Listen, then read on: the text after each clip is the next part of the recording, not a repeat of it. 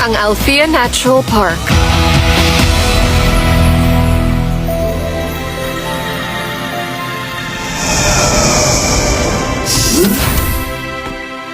Ang huling stop! Althea! Nandito na tayo! Sa wakas. Pagod na ako.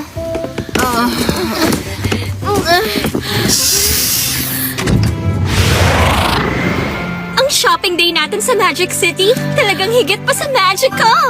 Baka naman higit pa sa nakakapagod. Ang ginawa lang namin, habulin kasi iba't ibang mga shop. Baka nakakalimutan mo, Stella. Lahat ng shopping bags dito, iyo. Tsaka sobrang bigat kaya ng mga to.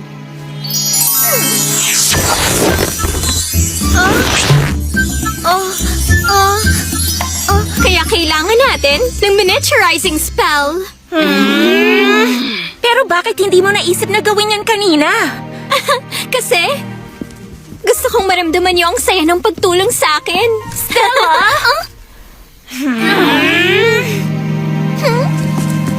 Siguradong lago tayo kay Headmistress Faragonda kapag nalaman niya ang tungkol dito. Kalma! May alam akong secret passage na pwede nating daanan nang hindi tayo nahuhuli. Apakan niyo lang ang aapakan ko at huwag kayong maingay. Takbo na! Bilis! Takbo na! Humanda kayo, girls!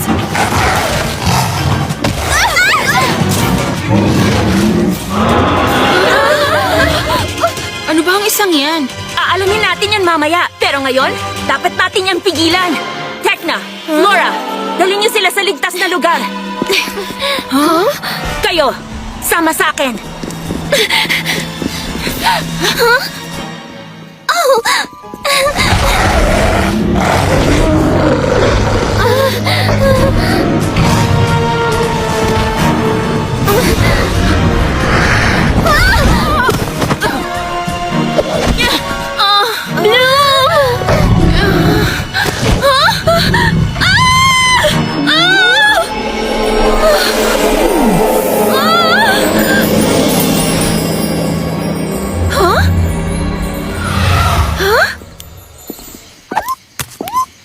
Oh, halika rito.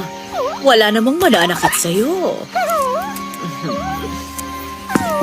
Headmistress Faragonda! Nagising po ba namin kayo? Mag-uusap tayo mamaya. Ladies, anong pinakain niyo sa kanya? Katulad nga ng inaasahan ko. Ang Can Gourmet, mga prutas at gulay lang ang dapat kainin. Dahil kapag kumain siya ng candy, siguradong magwawala siya ng sobra. Kayo ang keepers ng Althea Natural Park. Huwag niyong kalilimutan.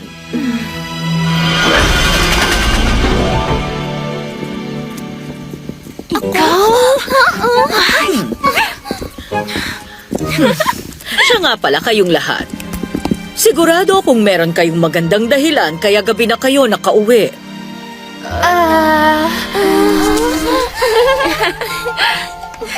Doon tayo sa opisina ko. Ngayon na. Sobrang dismayado ako sa inyo, Wings. Kayong pinakamagaling na fairy sa Althea. Dapat kayong maging mabuting ehemplo para sa lahat ng mga estudyante. Tama po kayo, Headmistress. Hindi na po yan mauulit. Meron pang ibang dahilan kaya pinapunta ko kayo rito.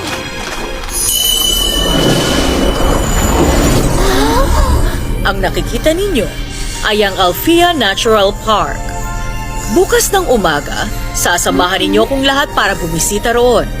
Gusto ko sanang makita nyo yon. Dahil kayo ang gagawa ng plano para sa grand opening party ng park. Party? May nagsabi pa sa inyo ng party?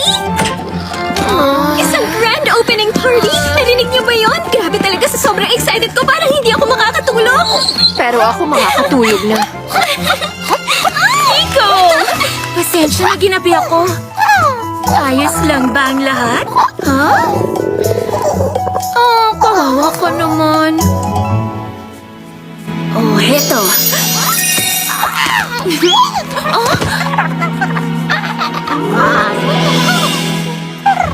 Bukas na lang ulit, girls. Magsuot kayo ng komportable dahil marami tayong mga gagawin sa labas bukas. Ako na ang bahala! Buong gabi akong gagawa ng mga perpektong susuotin!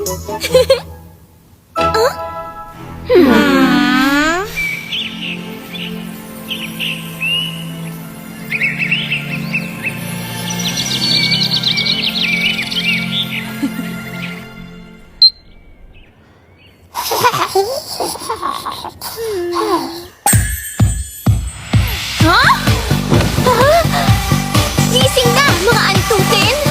Magsisimula na ang isang fashion show! Hindi ka paniwala. Oh, dapat maniwala ka na, Aisha.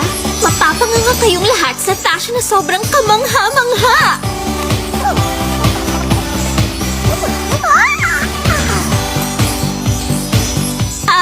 Hindi naman sa ganyang paraan.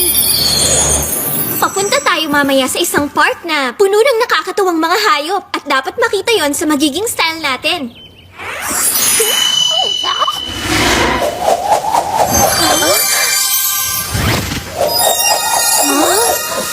Mga ladybug? Seryoso? Pero kung mas gusto niyo ng style na mas wild dyan, meow!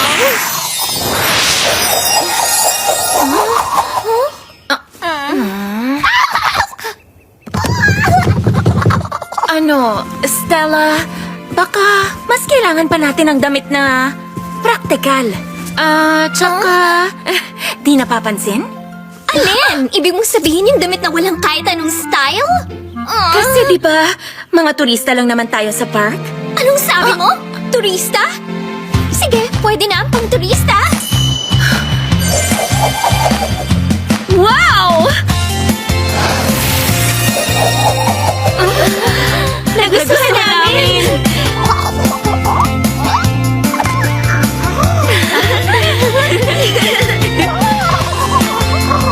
Tapos ka na bang tumawa, Kiko?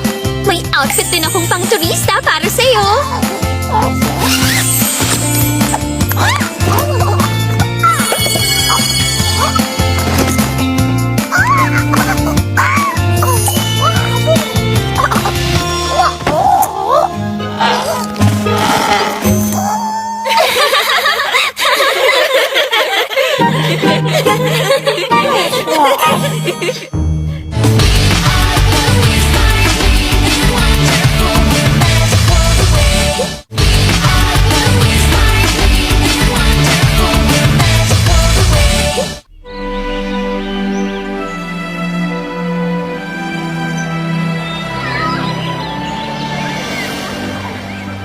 Masaya akong makita kayo, Wings.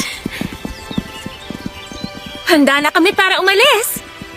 Kasama nitong dalawang keepers, may isa pa kayong kaibigan na sasama sa atin. Roxy!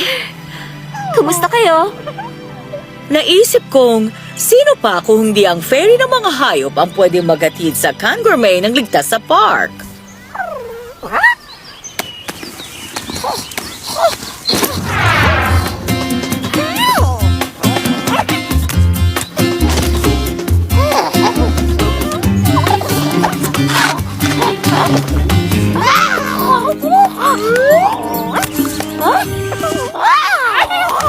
Mas mabuti kung umalis na tayo ngayon. Kung hindi, baka maubusan ko na carrot si Kiko.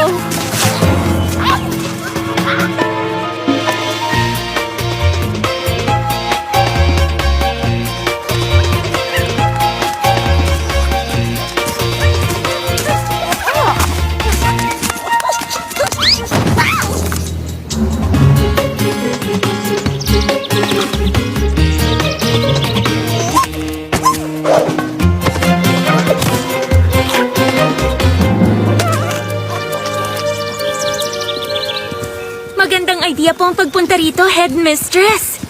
Salamat, Bloom. Ginawa ko ang lugar na ito para maging tahanan ng lahat ng fairy animals.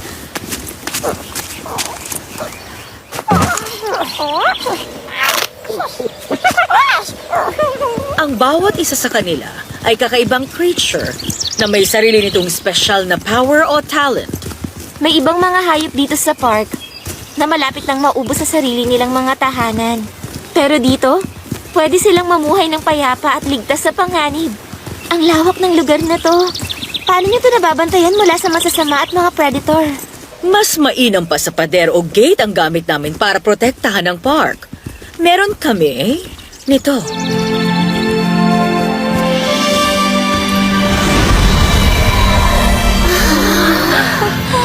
Isang magical barrier. Ang may fairy magic lang ang maaaring makadaan dito.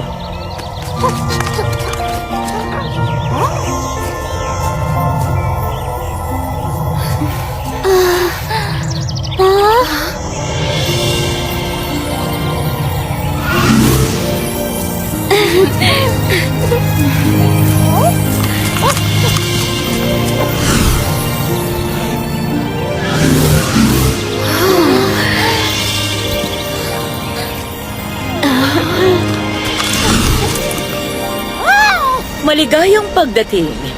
Welcome sa Alfea Natural Park.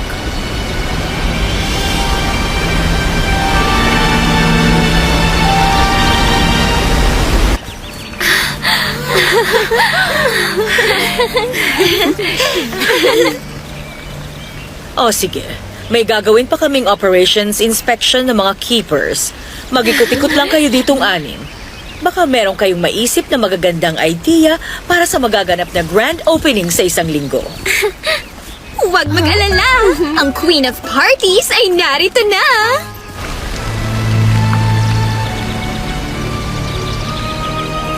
Grabe, nakakamangha ang lugar na to. Wow! Oo, at saka sobrang ganda rin! Gusto kong maghandog ng kanta ng harmony at serenity para sa lahat ng mga hayop na nakatira rito.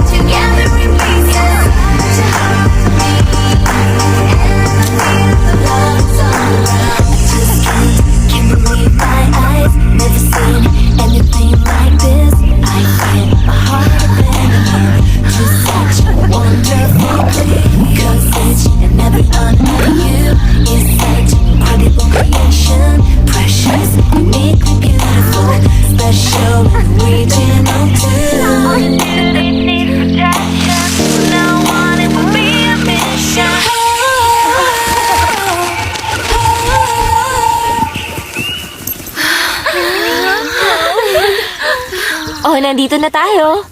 Sige na. Huwag kang gagawa ng ikapapahamak mo, ah.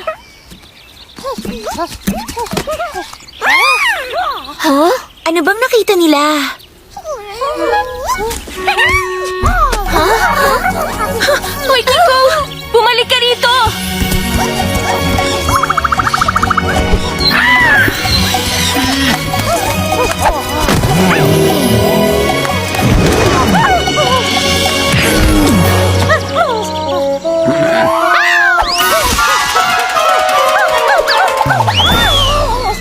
Kiko? Ay, mukhang minamalas ka talaga ngayong araw. Tahimik lang. Tingnan nyo. Huwag kang mag-alala. Hindi ka niya sasaktan, Kiko. Isa yung big mole. Tinawag siyang big mole dahil... Hulaan ko, dahil mahilig siyang maghukay.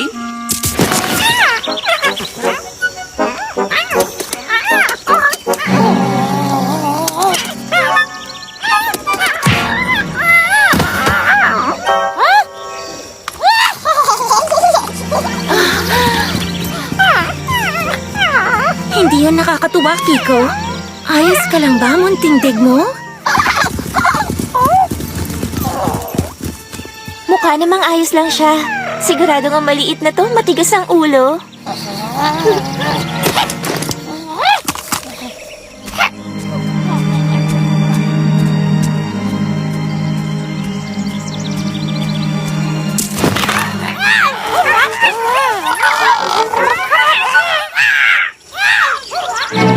Kiko! Ha? Baka merong nangyari sa kanya. Sa banda ron ang galing ang sigaw niya.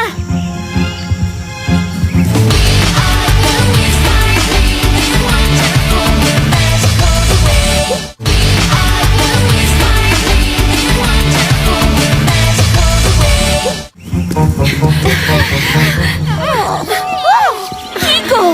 Buti naman at ayos ka lang.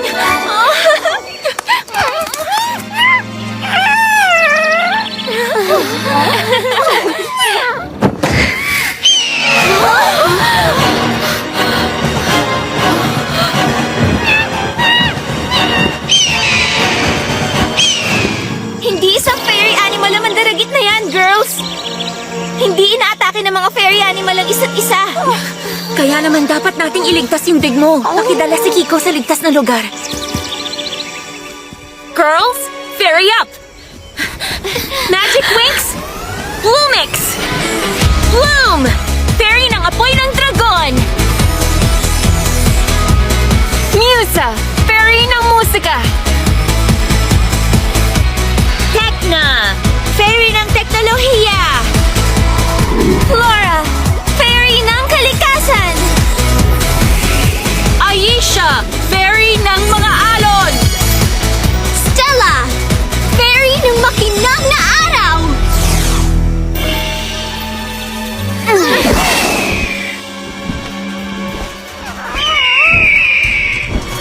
Hindi alam ng turkey na yan kung sinong kinalaban niya. Ang bully na yan, hindi dapat nangaaway ng mas maliit sa kanya.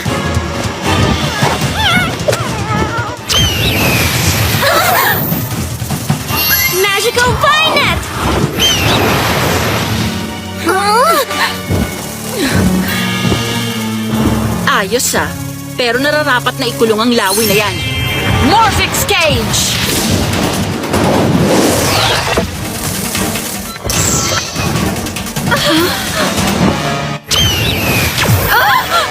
Akong bahala!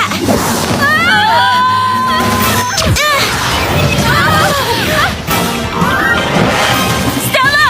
Dapat natin yung habulin!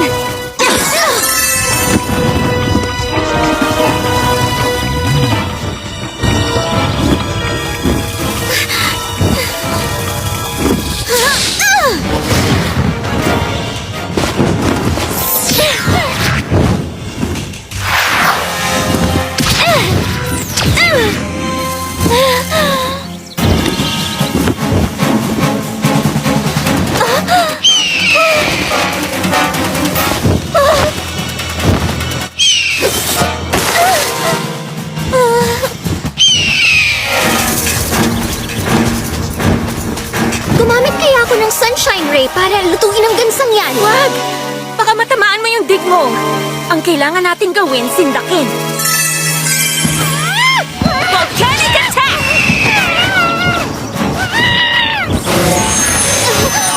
Light spectrum!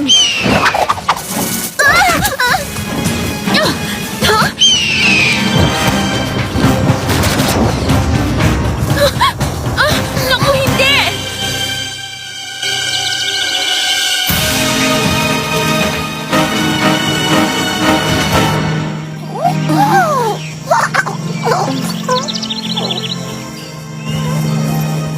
Naku, wala siya, Roxy. Grabe, sobrang lakas niya. Ha? Ano ba kasi talagang hayop ang isang yon? Hindi pa ako nakakakita ng ganun dati. Patawarin niyo sana ako, girls. Hindi namin naprotektahan yung dig mall.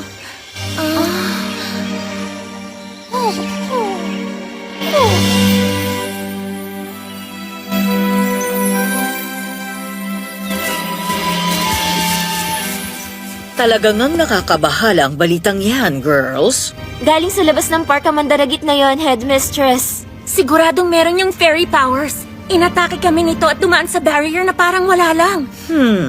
Magre-research pa ako para malaman ko kung anong species ang pinanggalingan nito. Pero bakit ito kinuha ang dig mole? Dapat nating masagot ang misteryong ito.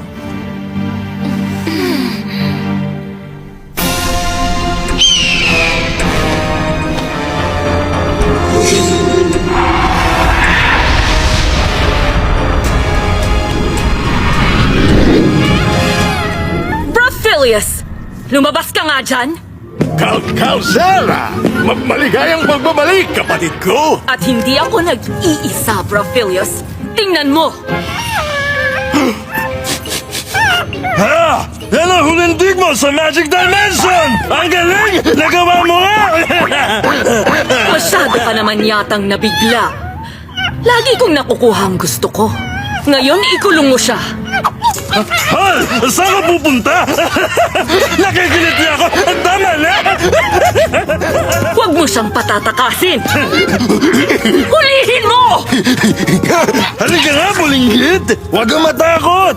Wala namang may gustong manakit sa'yo! Huwag ka nang mag-abala, kapatid. Ang napakaruming hayop na yan halatang mas matalino pa sa'yo.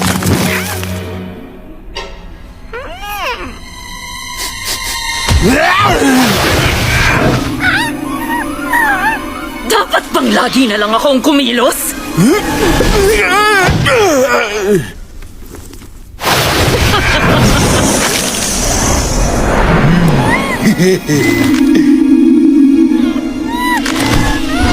Hindi ka makakatakas mula dyan.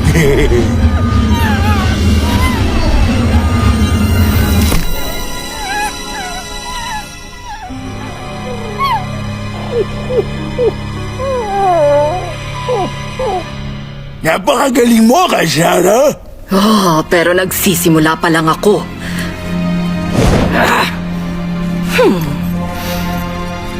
Ang digmole na yan, unang hakbang pa lang papunta sa ating tagumpay. Di magtatagal. Magkakaroon ako ng army ng mga fairy animals na susunod sa utos ko.